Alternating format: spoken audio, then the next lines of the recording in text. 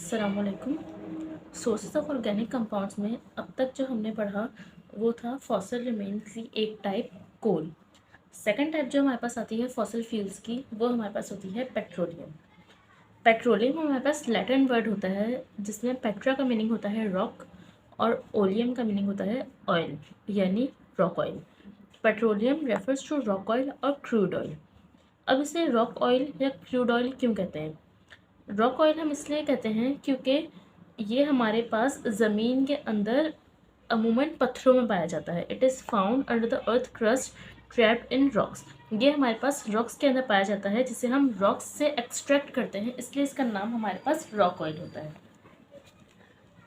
Since petroleum is a liquid mixture of hydrocarbon therefore it is also indicated as crude oil.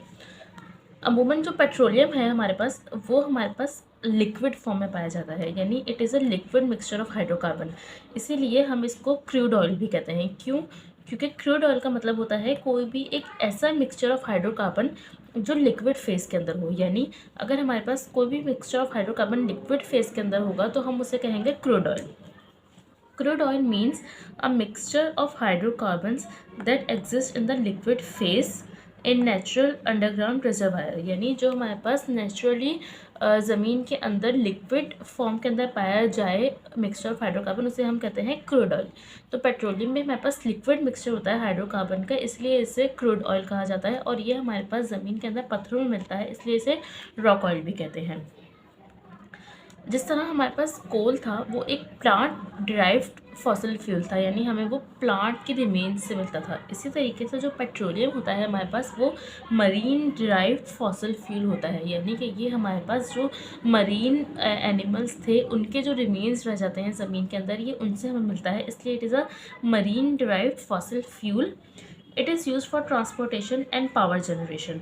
हम इसे जो है वो अपनी ट्रांसपोर्टेशन के अंदर भी यूज़ कर सकते हैं और पावर जनरेशन के अंदर भी यूज़ कर सकते हैं। ट्रांसपोर्टेशन यानी हमारे पास जो ऑयल यूज़ होता है, डीजल यूज़ होते हैं, पेट्रोल यूज़ होता है, वो हम पेट्रोलियम से एक्सट्रैक्ट करते हैं। पेट्रोलियम से हम डिफरेंट प्रोडक्ट्स को भी एक्सट्रैक्ट कर सकते हैं जो हमारे पास फर्दर यूज़ होते हैं। जो प्रोडक्ट हमें पेट्रोलियम से मिलते हैं वो हमारे पास किस तरह मिलते हैं कि हम पेट्रोलियम को, या फिर हम ये कह सकते हैं कि हमारे पास जो क्रूड ऑयल होता है इसे हम हीट करते हैं इन अ फर्नेस। फर्नेस क्या होता है? फर्नेस के अंदर हम जो है वो ऑयल को हीट करते हैं हाई टेम्परेचर के ऊपर, यानी अराउंड 390 to 400 डिग्री जो हमारे पास होता है टेम्परेचर होता है। इसलिए किया जाता है कि एक तो जो अननेसेसरी गैसेस हैं वो रिमूव हो जाए, दूसरा इसकी जो विस्कोसिटी है वो रिड्यूस हो जाए। विस्कोसिटी हम इसलिए रिड्यूस करते हैं क्योंकि हमारे पास पेट्रोलियम होता है वो हमारे पास बहुत ज़्यादा थिक लिक्विड होता है ब्लैक कलर का। तो इसकी जो थिकनेस होती है, इसकी जो विस्कोसिटी होती है, इसको रिड्यूस करने के लिए हम इसको हीट करते हैं। इसका फ़ायदा हमें ये होता है कि जब हम इसको फर्दर आगे प्रोसेस में लेके जाते हैं तो इसके ऊपर प्रोसेसिंग करना ईजी हो जाता है। तो पेट्रोलियम सबसे पहले हम फर्नेस के अंदर हीट करते हैं। फर्नेस के अंदर हीट करने के बाद इस ऑयल को भेजा जाता है in the distillation tower. Distillation tower basically क्या होता है कि हमारे पास यहाँ पे जो है वो फ्रैक्शनल कॉलम्स लगे हुए होते हैं, यानी कि हमारे पास जो है वो लंबे लंबे जो हैं वो टावर्स होते हैं जिनको हम जो है फ्रैक्शनल कॉलम्स कहते हैं। ये हमारे पास इसके अंदर जब ऑयल जाता है तो वहाँ से इस ऑयल को मज़ीद हीट किया जाता है, यानी इस ऑयल को बॉयल किया जाता है।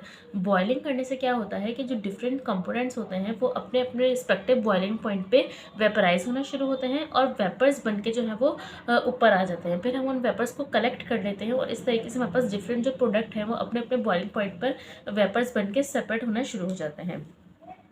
In a distillation, a fractional column is an equipment used to separate the liquid mixture into its component parts based on their boiling point or difference in volatility. यानी कि जब हम इनको फ्रैक्शनल कॉलम्स में डालते हैं, या हम ये कह सकते हैं ये डिस्टिलेशन टावर में डालते हैं, तो उस डालने के बाद हम उसको बॉयल करते हैं। जब हम बॉयल करते हैं तो जो भी कंपोनेंट होता है, हर कंपोनेंट का बॉइलिंग पॉइंट डिफरेंट होता है। तो जो भी कंपोनेंट होता है इसका बॉइलिंग पॉइंट आया, वो बॉयल होना शुरू हुआ, वेपर्स बना, और जैसे ही वेपर्स बन के वो टावर्स में ऊपर आता है हम उसे कलेक्ट कर लेते हैं, सेपरेट कर लेते हैं। इसके बाद हमारे पास यहाँ पे जो हमारे पास प्रोडक्ट होते हैं जो हम एक्सट्रैक्ट करते हैं from the petroleum. Some products important product that are extracted from the petroleum include gasoline, kerosene, diesel, naphtha, paraffin wax etcetera. ये हमारे पास कुछ प्रोडक्ट्स हैं जो हम इसी तरीके से बॉयल करके जो है वो अपने ऑब्टेन कर सकते हैं फ्रॉम द पेट्रोलियम।